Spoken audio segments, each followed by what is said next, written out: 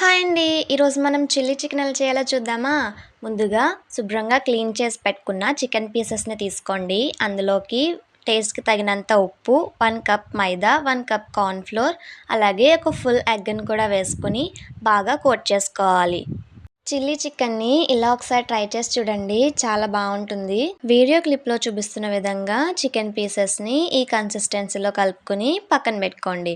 ఇప్పుడు స్టవ్ మీద ఒక పాన్ పెట్టుకోండి. పాన్‌లోకి ఆయిల్ వేసుకోవాలి.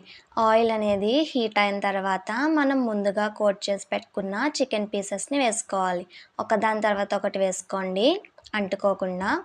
అన్ని చికెన్ పీసెస్‌ని వేసిన తర్వాత ఆయిల్‌లో బాగా ఫ్రై చేసుకోండి. చికెన్ పీసెస్ అన్నీ ఫ్రై అవుతున్నప్పుడు మధ్యలో ఉడికిందో లేదో చెక్ చేసుకోండి. చికెన్ అనేది ఉడికిన తర్వాత ఒక ప్లేట్‌లోకి తీసుకొని పక్కన పెట్టుకోండి. ఇప్పుడు స్టవ్ మీద ఇంకో పాన్ పెట్టుకోండి. అందులోకి 2 టేబుల్ స్పూన్ ఆయిల్ వేసుకోవాలి.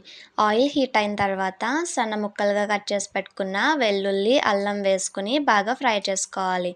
అలాగే సన్నగా కట్ చేసుకున్న పచ్చిమిర్చి ముక్కలను కూడా వేసుకొని బాగా ఫ్రై చేసుకోండి. తర్వాత సన్న ముక్కలుగా కట్ చేసుకున్న ఉల్లిపాయను కూడా వేసుకోండి. ఉల్లిపాయ అనేది ఆప్షనల్ అండి.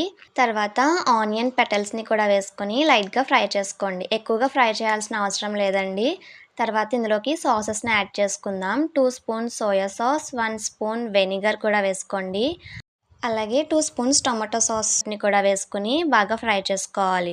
సాసెస్ అన్నీ ఫ్రై అయ్యే విధంగా కలుపుకోండి. తర్వాత సాసెస్ అనేవి మాడకుండా ఉండడం కోసం హాఫ్ గ్లాస్ వాటర్ వేసుకొని కుక్ చేసుకోండి. ఇందులోకి టేస్ట్‌కి తగినంత సాల్ట్‌ని కూడా వేసుకోండి. చికెన్‌లో వేసాం చూసుకొని అడ్జస్ట్ చేసుకోండి. తర్వాత మనం ఫ్రై చేసిన చికెన్ పీసెస్ అన్నిటిని కూడా వేసేసి బాగా టాస్ చేసుకోవాలి. చికెన్ పీసెస్‌ని సాసెస్‌లో బాగా కలిపిన తర్వాత హాఫ్ స్పూన్ కారాన్ని వేసుకోండి. కారం అంతా కూడా బాగా కలిసే విధంగా కలుపుకోవాలి.